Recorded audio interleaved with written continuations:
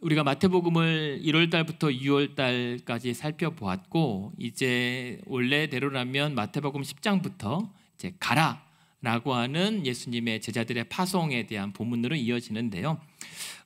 마태복음을 잠깐 쉬고 구약의 열왕기서 이 말씀을 통해서 한 3번에 걸쳐서 이 열왕기상 17장부터 19장을 살펴보려고 합니다. 그도 그럴 것이, 이제 예수님께서 가라라고 하는 이 명령에 오늘 구약의 엘리야에게도 하나님께서 계속 어디로 가라라고 계속 명령하시거든요. 그래서 그 가라고 하는 의미에 대해서 우리가 먼저 어떻게 보면 미리 예습한다고나 할까요? 그런 차원에서 한번 구약의 말씀을 살펴보고요. 특이한 것은 17장부터 19장까지 엘리야가 등장하는데 다 목숨을 걸고 등장합니다. 예를 들면 17장에는 죽을 고비를 넘긴 엘리야가 등장이 돼요. 그리고 18장에는 이제는 죽을 각오로 덤빈 엘리야가 기록이 돼요. 그리고 19장 마지막에는 정말로 죽기를 바라는 엘리야가 등장해요. 다 자이든 타이든 목숨 걸고 하나님께서 끌고 가시는 모습을 보게 됩니다. 그럼 나중에 이 엘리야에 대해서 여러분들이 잘 아실 텐데요. 그 시대는 이스라엘이 남과 북으로 나눠졌던 시대에 북이스라엘의 아주 정치적으로는 그리고 경제적으로는 유능한 왕이었지만, 그러나 동시에 하나님을 저버린 악한 왕의 대명사 아합 왕이 다스리던 때의 사람입니다. 그리고 그 엘리야가 살던 지역은 길르앗이라고 북이스라엘 그리고 디셉 지역의 사람입니다. 그래서 성경은 길르앗 지역 디셉 사람이라고 하는데, 오늘 그 그릿시네가가 나오잖아요. 엘리야가 숨는 그 그릿시네가와 근처입니다. 그러니까 살던 데랑 하나님께서 숨으라고 이끄신 이 그릿시네가가 근방입니다. 잘 익숙한 지역이에요. 근데 특이사항은 엘리야가 털이 좀 많습니다. 털이 좀 많고 그 행색이 뭐냐면 허리에 가죽띠를 띠고 있습니다. 그래서 유대 사람들, 후세 사람들은 이 세례 요한이 마치 그처럼 털이 많고 가죽에 허리띠를 먹고 광야에 있는 모습이 이 엘리야의 모습을 연상시킨다고 해서 엘리야인가? 라고 할 정도의 이미지가 이렇게 겹칩니다. 또 마침 엘리야의 사역도 그렇고 세례 요한도 같은 게 뭐냐면, 하나님께서 이 사람을 세우신 목표가 성경은 이렇게 기록돼요. 사람들의 마음을 여호와께로, 하나님께로 돌아오게 하기 위해서 이 사람을 하나님의 사람 선지자로 세우셨다. 세례 요한도 마찬가지거든요. 그래서 하나님께 사람들의 마음을 인도하기 위해서 세우신 종이에요. 그런데요, 그러했던 하나님의 사람이 오늘 곤란한 처지에 놓입니다. 그것도 하나님께서 시키는 대로 다 하라는 대로 했는데 결과는 오히려 도망쳐서 숨어있는 신세예요. 그것도 우리가 기대하는 것은 하나님의 뜻대로 했으면 하나님께서 더욱 당당하고 자신 있고 사람들 앞에 높여드릴 것 같은데, 오히려 오늘 말씀은 하나님께서 시키는 대로 다 했으니 이제 도망가라, 도망가서 숨어 있으라라고 얘기하시는 거예요. 조금 곤란합니다. 근데 그도 그럴 것이 사정이 어떻게 되냐면, 오늘 읽어드렸던 본문 1절에 보면 하나님께서 엘리야를 이 아합 왕에게 보냅니다. 그래서 중반에 말하면 이 아합 왕에게 하나님의 말씀을 전하도록 하는데, 하나님 말씀이 내 말이 없으면 앞으로 수년 동안 비는커녕 이슬도 보지 못할 것이다. 이 땅에 극심한 가뭄이 임할 것이다 라고 얘기를 해요. 그러니까 수년 동안이지만 이 3년 6개월 정도예요. 성경에 기록된 것은. 그러니까 3년 6개월 동안 비도 이슬도 없을 것처럼 극심한 가뭄에 처하게 된다라고 하는 이 사실을 아합 왕에게 말하는 겁니다. 그때까지 아무런 문제 없이 잘 살고 있었던 왕과 나라 앞에 하나님의 저주를 퍼부으라고 하는 거예요. 그러니까 당황스럽죠. 그런 후에 하나님께서 엘리야를 오늘 본문의 3절에 보니까는 너는 그래서 동쪽 요단강의 동편으로 있는 그릿시네가에 몸을 숨기라고 말씀을 해요. 좀 당황스럽죠. 우리가 생각했던 멋있는 장면이 나오지 않습니다. 그런데 거기서 그러나 하나님의 또 예비하신 은혜가 무엇이냐면 숨어라. 그러나 4절에 보면 거기서 그 시냇물을 마시라. 그리고 내가 그 까마귀들에게 명령할 터이니, 얘기해 둘 터이니 거기서 너를 먹일 것이다 라고 말씀을 하세요. 그래서 우리가 잘 아는 것처럼 5절에 보면 엘리야가 하나님 말씀대로 했단 말이에요. 그랬더니 그 시냇가에 머물 때 6절에 까마귀들이 아침에도 떡과 고기를 먹고요, 저녁에도 떡과 고기를 먹어요. 그리고 시냇물을 마시면서 지냅니다. 생각해 보면 조금 질릴 것 같아요. 아침에 고기 먹으면 저녁에는 찌개를 먹어야 되는데, 아침에 배 터지게 떡과 고기를 먹고 저녁에도 떡과 고기를 먹고 그리고 부족함 없이 물을 마신단 말이에요. 근데 이게 대조적입니다. 말씀드렸던 것처럼 아합 왕이 다스리던 그 시대는 직전까지 가장 번창했던 시기였어요. 부요하고 풍요로웠습니다. 모든 먹거리들이 부족함이 없었습니다. 그러나 그 모든 부와 풍요가 하나님의 명령 한마디로 가뭄과 기근으로 이어져요. 먹을 것이 없어집니다. 마실 물도 없어집니다. 반면 하나님의 말씀대로 쫓았던 엘리야는 도망친 신세고 숨어있는 상황일진 몰라도 그 가뭄과 기근의 시기에 떡과 고기와 물을 마음껏 배불리 먹고 마실 수 있었다는 거예요. 이게 어떻게 가능한 일이죠? 오늘 본문의 4절에처럼 그것은 다 까마귀게까지 명령하시는 하나님의 섭리였기 때문입니다.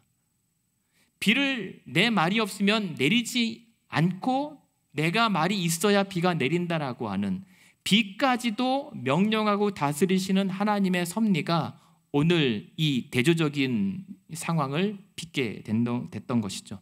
그러니까 지금 이 모든 것은 까마귀가 엘리야를 먹인 것이 아니라 하나님의 섭리가 그 엘리야를 먹이시는 거예요. 근데 그도 그럴 것이 어떤 상황에서 하나님의 섭리가 작동하고 있는가? 오늘 1절에 비가 올 것이다 안 올 것이다, 이 비가 어디에 등장하는 단어 마타르냐면 신명기에서 등장해요. 신명기 11장과 28장에 보면 하나님께서 모세와 언약을 맺으세요.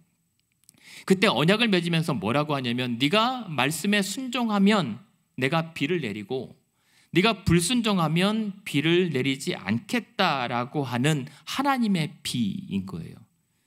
그러니까 지금 이 비는 언약의 축복이자 저주의 상징인 거예요. 그렇다면 지금 이 비가 그 비라면 지금 이 이스라엘 땅에 극심한 가뭄이 온 것은 그냥 우연한 자연 현상이 아니라 분명한 하나님의 심판이라는 겁니다. 그래서 오늘 본문의 14절하고 20절에 보면 하나님께서 비를 내리시고 20절에 보면 재앙을 내리시다라고 하는, 이건 내리다라고 하는 모든 주체가 다 하나님이십니다. 그러니까 지금 하나님이 심판 가운데 있는 거예요. 아무런 문제가 없었던 시대와 인생들에게 하나님의 진노가 퍼붓고 있는 겁니다. 그런데 독특한 것은 그러나 그 하나님의 심판 중에도 그 속에서도 하나님의 말씀을 끝까지 믿고 따르는 자는 하나님께서 까마귀를 명령해서라도 먹이고 살리신다라고 하는 하나님 섭리와 은혜의 사건이 오늘 본문이었던 겁니다. 여러분, 오늘 그 은혜가 우리에게도 동일하게 임하기를 소망합니다. 요즘처럼 덥고 메마르고 힘든 이 시대에 그래도 끝까지 하나님의 말씀대로 준행하여 그것이 비록 잠깐 뒤로 물러난 것처럼 보이고 시냇가에 숨어 있는 것처럼 보일지라도 그곳에서 하나님의 예비하신 먹고 살리시는 은혜가 여러분들에게, 그리고 여러분 가정들에게, 그리고 수고하는 남편과 아내들에게, 그리고 자녀들에게 임하기를 주님의 이름으로 축복합니다. 그렇게 먹이고 살리심을 믿으십시오. 그렇게 여기까지 살아오신 여러분의 인생이 증거이지 않습니까? 그러므로 앞으로도 지금 당장 조금 시냇물이 말라 비틀어졌다 할지라도 그러나 나를 일으켜 다시 먹여 살리실 것을 기대하면서 오늘 하나님 붙잡고 일어나는 시간 되기를 소망합니다. 그게 하나님의 섭리였던 거예요. 근데 하나님의 그 까마귀를 통해서 먹이시는 그 섭리는 단지 나 한 사람을 살리기 위해서 동원되신 것이 아닙니다. 무슨 말씀이냐면 오늘 이 하나님께서 먹이시는 은혜가 엘리야만이 아니라 9절에 한번 보시겠습니까? 9절에 보시면 여호와의 말씀이 엘리야에게 다시 임하여서 너는 일어나 시돈에 속한 사르밧으로 가서 그곳 과부에게 명령하여 내게 음식을 주게 하였으니 가라라고 말씀을 하세요. 이게 무슨 장면이냐면 여기가 그릿 시내가잖아요. 동쪽 끝이라고 하죠. 그러면 시돈은 서쪽 끝 이방 땅이에요. 엘리야가 전혀 생각할 필요도 없는 이방 땅, 이스라엘도 아닌 그 시돈 땅에 이름 없는 한 여인을 찾아가서 그 가정을 방문하라고 말씀하시는 거예요. 왜? 하나님의 섭리가 그곳 이방 땅까지 확장되어야 되기 때문입니다.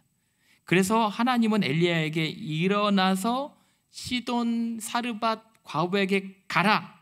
근데 거기서 9절에 보면 뭐라고 하냐면 그 사르밧으로 가면 그것 과부에게 내가 또 명령하였다.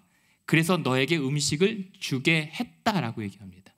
까마귀에게 명령하여 너를 먹일 것이다 라고 하는 것에 넘어서 이젠 그것 과부에게 명령해 놨다. 얘기해 놓았으니 너 가서 음식을 먹으라 라고 얘기를 하는 겁니다. 하나님 멋지세요. 예약을 해놨다는 거죠.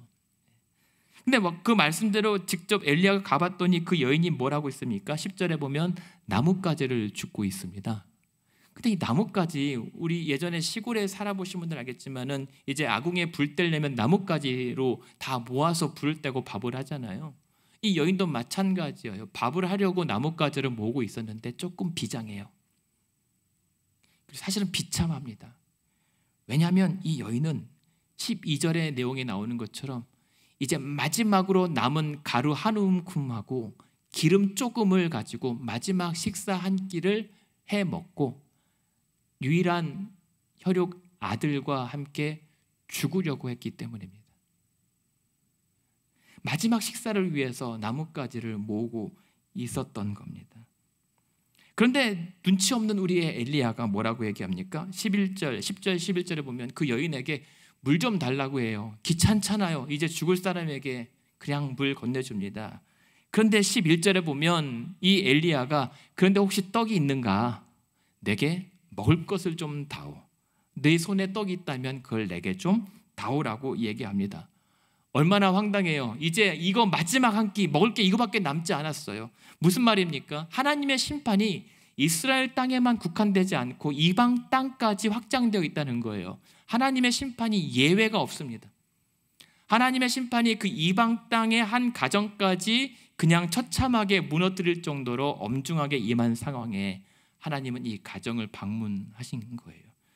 하지만 이 여인은 아직 그 하나님의 섭리를 이해하지 못합니다. 그저 이제는 먹을 게 없으니 이제 먹고 죽자, 이거밖에 선택이 없어요. 그런데 그런 상황에서 밥 좀 달라고 하는 이 엘리야가 얼마나 얄밉겠어요. 얼마나 서럽겠어요. 얼마나 답답하겠어요. 황당하겠어요. 그런데 엘리야도 마찬가지죠. 딱 보아하니 줄 게 없어 보이는 이 여인에게 손을 내밀어 혹시 당신에게 떡이 있다면 그걸 놔주시오라고 하는 게 얼마나 곤혹스러웠겠느냐 말입니다. 하지만 엘리야가 12절에 보면 나는 지금 이 여인이 나와 내 아들을 위하여 음식 먹고 죽을 것인데 13절에 아랑곳하지 않고 뭐라고 얘기합니까? 그래, 네 말대로 해. 하지만 먼저 그 떡을 죽기 전에 나한테 줘봐라고 하는 거예요. 여러분, 이게 상식적으로 만약에 여러분이 지금 그런 상황인데 목사가 목사 먼저 먹어야죠. 목사 먼저 섬기십시오 라고 한다면 주시겠습니까? 어떻게 한 분도 안 주신다고 하죠, 표정이? 네. 이 본문은 그래서 어려운 때 목사를 잘 섬기면 하나님께서 복 주신다는 내용이 아니에요. 이 극심한 가뭄 때에 선지자를 먼저 섬기면 하나님께서 알아서 책임져 주신다는 말이 아니에요. 그러니까 나중에 제가 그러더라도 주지 마세요. 안 주셔도 돼요. 대신 엘리야가 지금 뻔뻔하게 그 떡을 당신 사정 뻔히 아는데 내게 먼저 주시오라고 했던 것은 뭐예요? 14절 때문이에요. 엘리야에게는 하나님께서 자기에게 하신 말씀이 있기 때문이에요. 내게 주십시오. 나도 당신 사정 압니다. 곤란한 것 압니다. 하지만 나도 하나님의 말씀이 시키시니 그대로 할 수밖에 없습니다. 먼저 날 줘보십시오. 그러면 14절에 이스라엘의 하나님 여호와의 말씀이 나 여호와가 비를 지면에 내리는 날까지 그 통의 가루가 떨어지지 아니하고 그 병의 기름이 없어지지 아니하리라고 하셨기 때문에 한번 해봅시다 우리 라는 거예요. 엘리야가 말했던 것은 나가 아니라 하나님의 말씀이 그리하였으므로 한번 믿어봅시다. 그가 먹이실 것입니다 라고 했던 거예요. 지금 그럴 수밖에 없는 엘리야의 상황이 무엇입니까? 얼마 전까지 지금 자기가 그리 시냇가에서 그렇게 먹이시고 살리신 하나님의 은혜를 경험했잖아요. 그렇기 때문에 확신이 있었던 거예요. 당장은 이해가 안 되더라도 하나님께서 내게 직접 그리 하셨으면 당신에게도 반드시 먹이실 거라고 하는 것.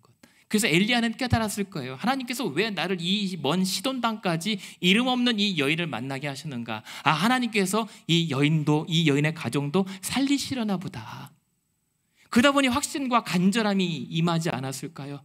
한번 나 말고 하나님 말씀 믿고 한번 해보십시다. 그랬더니 어떻게 돼요?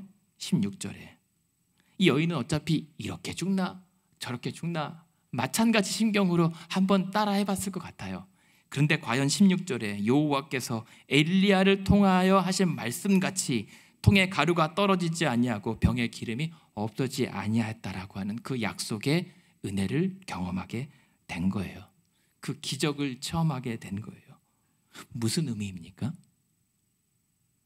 사람의 먹고 사는 문제가 다 하나님 여호와의 손에 달려 있다는 거예요.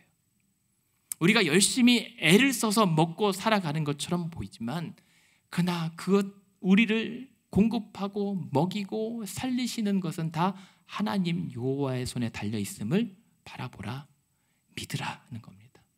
여러분 오늘 그 하나님 믿어 보십시오. 하나님께서 여러분들을 반드시 이 어려운 때에 하나님 말씀대로 어떻게든 쫓아가 봤을 때 도무지 알 수 없는 상황의 예측 불허의 타이밍에 하나님께서 먹이시고 살리시는 기적과 은혜가 준비된 줄로 믿습니다. 그 하나님 한번 믿어봅시다. 힘들잖아요. 예전보다 살기가 그렇게 넉넉하진 않잖아요. 그래도 그때나 지금이나 다를 바 없이 먹이시는 이는 하나님이십니다. 하나님께서 여러분께 필요를 따라 때에 따라 공급해 주시기를 소망합니다. 그게 하나님의 섭리예요. 나만이 아니라 그 이방 땅에 이름 없는 한 가정까지 하나님께서 놓지 않고 찾아가시는 하나님의 섭리의 친절함. 그런데요, 또 놀라운 사실은 이 하나님의 섭리와 주권과 통치는 거기에 머물지 않아요. 무슨 말이냐면 17절에 보면 이제 살만하거든요.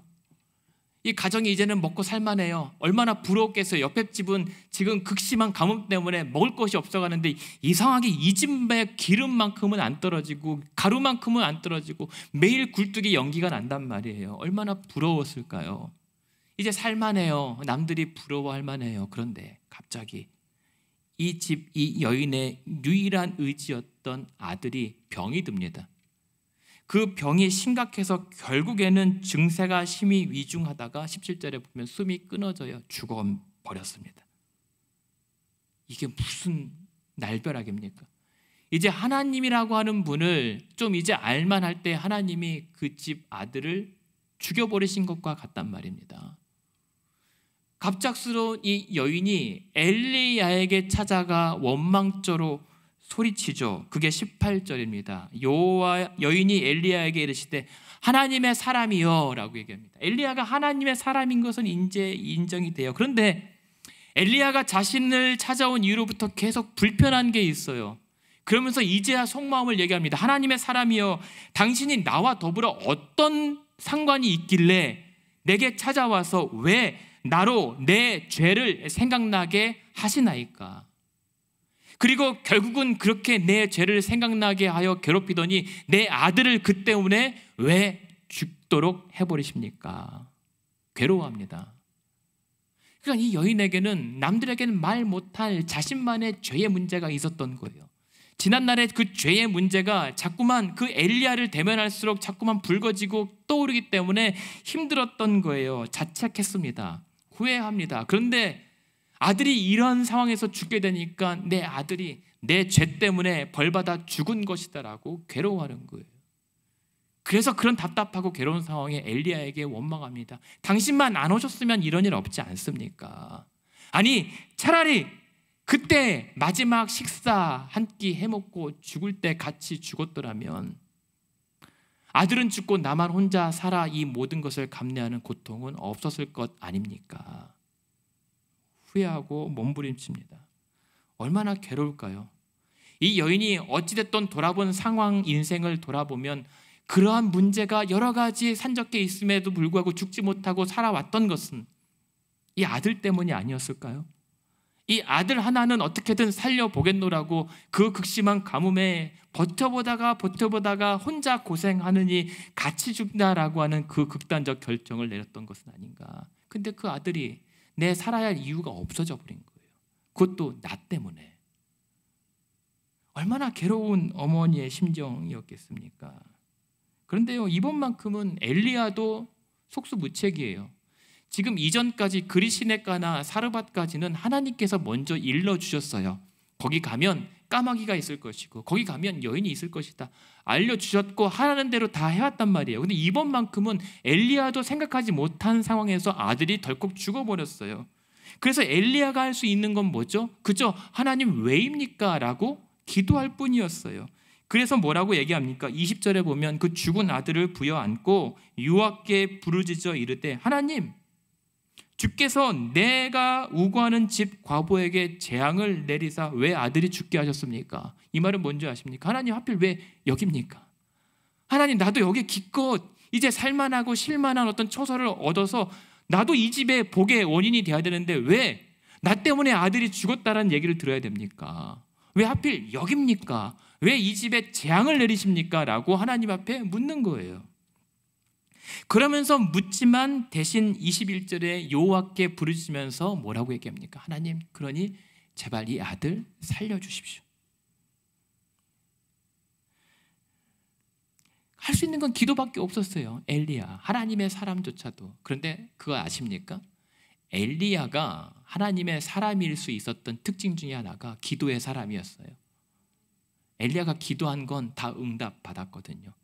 비도 그렇고 마찬가지로 22절에 여호와께서 엘리야의 소리를 들으심으로 기도를 들으심으로 그 아이가 살아났다라고 얘기합니다. 구약에서 죽은 자를 살리시는 유일한 첫 번째 사건입니다. 근데 이 사건을 통해서 뭘 말씀하고 싶어요? 그러니 교만하지 마라.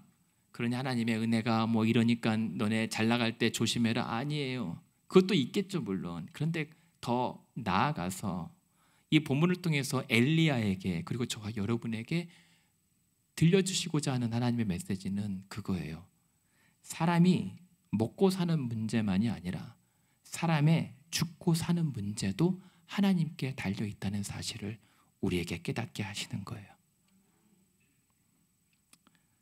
여러분 이 아들은 어쩌면 그 여인의 죄와 상관없이 죽었을 거예요. 근데 이 아들이 다시 살아나는 것도 이 여인의 죄와 상관없이 하나님께서 살려주신 거란 말입니다. 혹시 오늘 이 아침에 모르겠습니다. 우리 예배하는 여러분들 가운데 어쩌면 결은 다르지만 유사한 여인의 후회나 자책이나 비통함으로 나와 계신 분이 있는지 모르겠으나 혹시 그럴지라도 절망하거나 주저앉아 있지 마시고 여호와 하나님께 부르짖어 보십시오. 어떻게든 먹이시고 살려오신 하나님께서 갑자기 손을 놓진 않으실 거란 말입니다.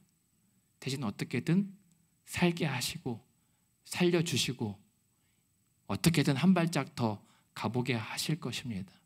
그 하나님 바라보는 아침 그리고 그 하나님께 매달리는 아침 되었으면 좋겠습니다.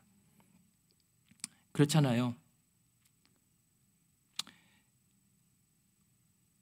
우리가 먹고 사는 문제도 중요하지만 뭘 먹고 어떻게 살 것에 대한 문제가 우리 인생의 가장 큰 핵심 이슈인 것처럼 보이지만, 그러나 그 먹고 사는 문제도 사느냐 죽느냐, 죽고 사는 문제 앞에 서면 하찮아 보이는 거예요.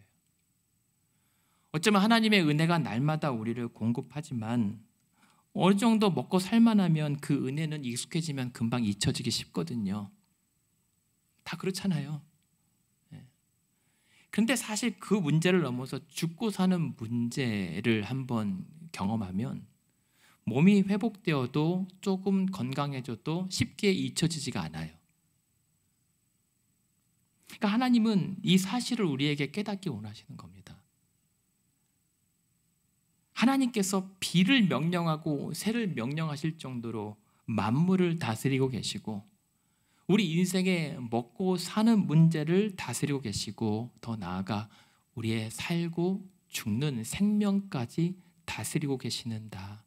이 사실을 우리에게 오늘 말씀하고 계시는 겁니다. 그게 우리가 본질적으로 고민해야 되는 문제죠. 하나님 앞에서. 먹고 사는 문제가 왜 중요합니까? 죽지 않고 살기 위해서 고민하는 거잖아요. 그래서 우리 성도들의 신앙은요, 아니 교회는요, 우리들의 먹고 사는 문제를 위해서 하나님의 도움을 구하는 게 맞아요. 여러분의 가정, 건강, 직장, 사업과 계획들 하나님 복 주시라고 구하는 게 맞아요. 그런데 더 궁극적으로는 교회가 존재하는 것은 여러분들의 먹거리의 문제이기보다는 죽느냐 사느냐의 생명의 문제 때문에 존재하는 거예요. 우리가 살 것인가 죽을 것인가, 이를 위해서 우리가 교회로 모인 겁니다. 왜요? 그 죽음의 문제 앞에서 다른 나머지 것들은 사소해지니까 그래요. 오해하지 마십시오. 먹고 사는 게 하찮다는 게 아니에요. 죽음의 문제 앞에 경중을 따지다 보면 훨씬 우리가 오늘 무엇을 먹을까? 이걸 할까? 이걸 어떻게 할까? 저렇게 할까? 이거에 목숨 걸지 말라는 거예요. 우린 너무 소소하고 아무것도 아닌 소모적인 것에 목숨을 함부로 걸어요. 그런데 하나님께서 엘리야를 인도하심 가운데 이 생명을 내어놓는 상황은 정말 죽느냐 사느냐의 선택 외에는 남지 않는 상황에서 하나님께서 이끌어 가신다고요. 그런 상황에서 하나님은 오늘 본문을 통해서 저와 여러분에게 선택하라고 도전하고 계시는 거예요. 선택하라. 지금 이 극심한 하나님의 진노와 그 가뭄이 몰아닥친 이 시기, 어려운 위중한 시기에 그 아합, 백성들을 잘 먹고 잘 사게 했던 유능한 왕 아합이 의지했던 그 비의 신이라고 했던 우상 바알을 의지할 것인가, 아니면 비를 명령하고 까마귀를 명령하시는 창조주 하나님을 의지할 것인가 선택하라는 거예요. 우리는 가뭄이 닥치고 재앙이 닥치고 우리가 굶어 죽게 된 절박한 상황이 닥치면 우리는 본능적으로 두 가치관이 충돌해요. 나를 당장 살릴 수 있는 세상을 힘입을 것인가, 당장 보이지 않아도 나의 생명의 주인 되신 하나님을 바라볼 것인가, 충돌하고 갈등을 일으켜요. 근데 이게 쉽지 않은 문제가 뭐냐면 오늘 보았던 것처럼 하나님의 사람, 하나님의 뜻대로 쫓아 행했던 이 선지자 엘리야조차도 절망한단 말이에요. 시냇가에서 죽을지 모르는 두려움에 하나님께서 오늘도 까마귀를 보내주지 아니하시면 죽을 수밖에 없는 그 상황에 몰린단 말이에요. 나중에요, 오죽했으면 나중에 오히려 엘리야가 스스로 자청해서 하나님 나 죽여주십시오라고 한다니까요. 나중에는. 그런데 여러분, 우리가 알아야 할 것이 있습니다. 그럼에도 불구하고 이 엘리야의 연약함, 우리 삶의 각박함, 빈약함을 통해서 하나님은 계속 일하고 계신다는 거예요. 하나님의 인도는 때때로, 아니 아주 자주 우리가 원치 않는 상황으로 우리를 내모세요. 이끄세요. 가게 하세요. 그런데 그거 아세요? 오늘 본문의 17장에 나왔던 것처럼 하나님은 가뭄에 엘리야만 특별하게 누리게 하셨던 시냇물, 우리는 그렇게 기도합니다. 하나님, 이 극심한 흉년 때에 내 옆에 있는 시냇가는 항상 차고 넘치게 하여 주시옵소서.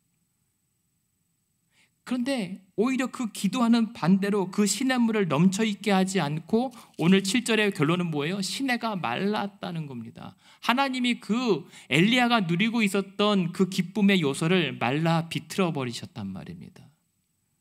왜요? 그 자리에서 날마다 누워서 까마귀만 기다리게 하지 않으셨던 거예요.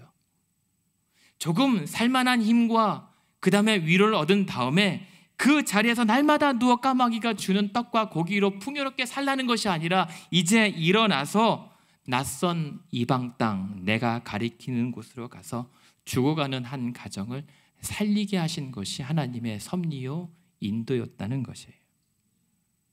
그리고 그 자리에서 그 가정을 살려서 와, 잘했습니다, 우리의 사역이 성공적이었습니다 라고 자만하지 말고 이제 쉴만한 때에 돌아보라.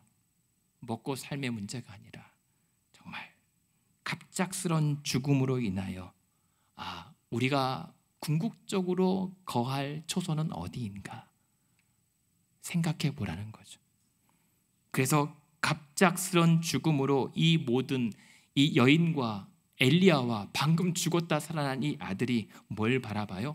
죽음 가운데서도 일으키신 부활의 하나님이 우리의 영원한 거처 되신다라는 사실을 알게 되는 거예요. 결국은 하나님께서 여러분의 삶 가운데 섭리하시잖아요. 그리고 인도하시잖아요. 하나님의 섭리와 인도는 이스라엘 땅을 넘어 이방 땅으로 확장되어 가고 이방 땅에서 멈추는 게 아니에요. 하나님 계신 하나님 나라를 향하도록 우리를 이끌어 가세요. 선교 자체가 목적이 되어서는 안 돼요. 전도 자체가 목적이 되어서는 안 돼요. 그 모든 것을 통하여 우리를 영원토록 구원에 이르게 하시는 하나님과 하나님의 나라를 바라볼 때 우리가 진정 하나님의 섭리를 깨달았고 하나님의 인도를 분별했다라고 할 수가 있는 겁니다. 그렇게 여러분의 시선을 하나님께서 계속 붙잡아 이끌고 계심을 믿으십시오. 그리고 이해되지 않을 때는 그 갇혀버리고 말라 비틀어진 현실에 눈을 두지 말고 그 높이 계시는 하나님의 나라를 바라보실 때 하나님의 큰 섭리와 계획들이 이제 이해되고 받아들여지게 될 거예요. 그리고 이 말씀이 기록된 직후 우리보다 더 먼저 읽었던 독자들이 있어요. 그 사람들은 추정컨대 이스라엘 백성이었다가 이렇게 하나님의 풍요를 누렸다가 결국은 진노의 심판으로 바벨론으로 포로로 끌려갔던 사람, 그냥 그들이 70여 년이 지나서 예루살렘으로 돌아왔던 성도들이 이 말씀을 오늘 읽고 있었어요. 이 사람들도 하나님 약속대로 하나님 약속의 시간 70년을 참았습니다. 이제 돌아가겠습니다. 하나님의 고향 땅으로 돌아왔는데 그들이 봤던 것은 폐허예요.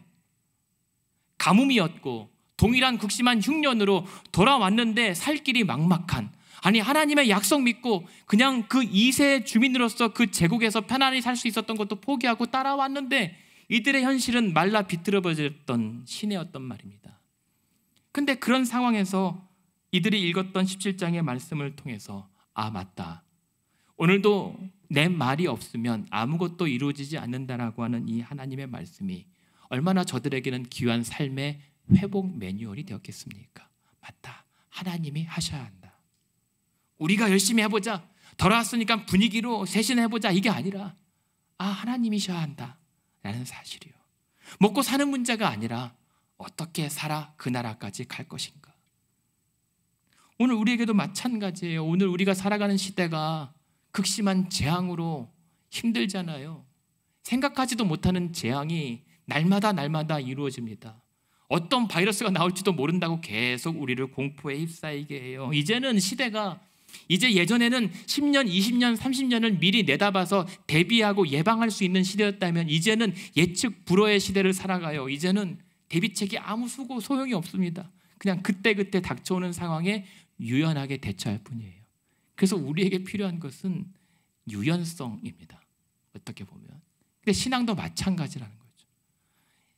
이러면 까마귀, 저기는 어떠한 공식적인 경직된 신앙이 중요한 게 아니라 이렇게 예측 불허의 인생 가운데 우리의 신앙의 유연함, 하나님의 인도와 하나님의 섭리를 어떻게 감당할 것인지에 대한 고민이 필요한 거예요. 그랬을 때 여러분, 하나님께서 이렇게 하면, 말씀대로 하면은 시냇가에 물이 넘칠 것을 믿습니다라고 했던 것, 내가 이렇게 하면 까마귀를 보내서 먹이실 것이라고 믿습니다라고 했을 때 까마귀를 안 보내시면 어떻게 해요? 마찬가지로 의지했던 건강이 흔들리고 직장이 흔들리고 생계가 흔들릴 때 우리는 당황합니다. 그리고 하나님이 나를 벌 주시는가? 동요합니다. 하지만 그렇게 우리 인생이 이 과부들처럼, 가정처럼 오늘 먹지만 내일 어떻게 될런지 모르는 시대를 살아가는 우리들의 현실, 여러분의 현주소가 지금 딱 다르지 않습니다. 그래서 묻는 거예요. 어떻게 할 것입니까? 그런 상황인데 여러분은 어떻게 할 것이냐고요. 엘리야는 이렇게 했는데 과연 여러분도 우리도 그렇게 할 것인가? 세상의 번영을 여전히 붙잡고 있을 것인가? 아니면 이끄시는 대로 따라가 볼 만한 하나님의 섭리와 주권을 붙잡을 것인가? 묻습니다. 어떻게 하실 겁니까? 세상입니까? 하나님이십니까? 다들 아직 결정 못 하시는 것 같아요. 그러나 믿기로는, 확신하기로는 오늘도 그 하나님을 믿고 붙잡고 싶기에 이 자리까지 나오신 줄로 압니다. 여러분, 이러한 시대 속에 하나님을 믿고 따르기로 결단했다면 세 가지만 결론으로 맺고 돌아갔으면 좋겠습니다. 첫 번째, 하나님을 붙잡기로, 하나님의 섭리와 인도를 인정하기로 했다면, 첫째는 그렇다면 말씀대로 따라가십시오. 말씀대로 따라갈 때 하나님의 예비하신 능력을 경험하게 됩니다. 17장의 본문에 계속 엘리야에게 가서 가라라고 하는 명령이 나오는 이 할락이라고 하는 단어는 함께 한다라고 하는 의미가 포함되어 있어요. 그 말은 하나님께서 가라, 너 혼자 가서 한번 해봐라 라가 아니라 가라, 내가 너와 함께 할 것이다 라고 하는 그 의미가 있기 때문에 그곳에서 까마귀의 기적이 있었고 회복의 능력이 있었던 거거든요. 그러니 오늘도 하나님께서는 말씀으로 인도하세요. 여러분, 하나님의 인도를 구하잖아요. 하나님의 뜻이 어디 있는지를 계속 궁금해하잖아요. 하나님은 오늘도 말씀으로 여러분들을 지도하세요. 그렇다면 그 말씀대로 따라가는 것. 그래서 열왕기서에서 말씀을 우리에게 주시는 목표가 그거예요. 열왕기잖아요. 열왕기. 왕들이 아무리 바뀌고 시대가 바뀌어도 그 모든 역사의 주관자는 하나님이시다. 그 모든 역사의 통치는 하나님의 말씀으로 하신다라는 사실을 우리에게 계속 알려주고 싶으신 거예요. 그래서 오늘 읽어졌던 본문 직전에 16장 34절에 생뚱맞은 본문이 나오는 게 증거예요. 뭐냐면 읽어드릴게요. 오늘 17장 1절을 읽어드렸지만 바로 그 직전에 16장 34절에 갑자기 여리고성이 등장해요. 그 시대에 베델 사람 히엘이 여리고를 건축했는데 그 터를 쌓을 때 맏아들이 죽고 그 성문을 세울 때 막내가 죽었는데 이것은 여호수아를 통하여 하신 말씀과 같이 이루어진 것이다 라고 얘기하거든요. 무슨 말씀이세요? 여러분, 가나안 땅 정복 때 여호수아가 여리고성을 무너뜨렸잖아요. 그때 시기가 기원전 한 13세기에서 15세기 정도입니다. 한 15세기라고 치죠. 아니 14세기로. 근데 지금 오늘 엘리야가 그리시네가에 숨었던 시기는 대략 기원전 9세기 정도로 추정해요. 그렇다면 400~500년은 좋게 지났던 이 시점에 굳이 500년 전의 사건을 통해서 그 500년 전에 하셨던 말씀이 500년 후에 그대로 이루어졌다라고 하는 걸 왜 넣어요? 그것 때문인 거예요. 오늘도 하나님의 말씀이 다스린다.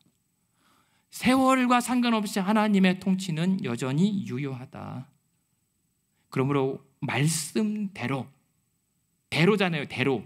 그 길을 따라가십시오. 거기에 하나님의 섭리가 있습니다. 두 번째는 그렇다면 그 말씀대로 따라갈 때 무엇으로 나아가냐면 말씀으로 나아가십시오. 말씀으로. 오늘 17장에 보면 계속 반복되는 구절이 뭐냐면 여호와의 말씀이에요. 그리고 엘리야가 했던 것은 자신의 능력을 발휘한 게 아닙니다. 여호와의 말씀대로 대언한 거예요. 하나님께서 내게 이렇게 하신 말씀을 선언했을 때에 까마귀의 기적과 공급의 먹거리 능력이 있었던 거예요. 여러분, 우리가 할 게 무엇입니까? 하나님 말씀대로 하나님 말씀으로 사는 거예요. 그리고 더 놀라운 것은 무엇입니까? 오늘 24절에 보면 본문의 마지막, 여인이 엘리야에게 이르되 아들이 살아난 다음에 이렇게 고백해요. 내가 이제야 당신은 하나님의 사람이시오, 당신의 입에 있는 하나님의 말씀이 진실한 줄을 내가 알았습니다 라고 얘기를 해요. 무슨 말씀입니까? 이전까지 여인은 하나님은 엘리야의 하나님이었어요. 당신의 하나님이었단 말입니다. 먹고 살 문제가 해결되었어도. 근데 아들이 죽고 살아가는 문제를 통해서 당신의 하나님이 이제 비로소 나의 하나님이 되는 사건이었단 말입니다. 당신이 내게 일렀던 그 말씀이 나의 말씀으로 전환되는 이 상황, 이 고백은 말씀의 역사입니다. 우리가 누구를 믿게 하는 것, 누구를 전도하고 누구를 회복하고 변화시키는 것은 우리의 노력으로는 불가능해요.